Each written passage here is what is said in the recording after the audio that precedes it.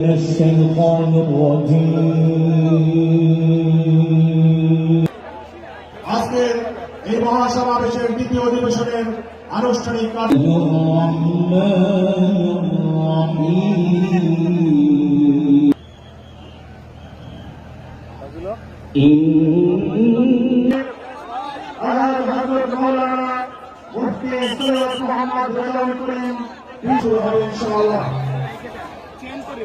আজকের ঐতিহাসিক জাতীয় মহাসমাবেশের আনুষ্ঠানিক কার্যক্রম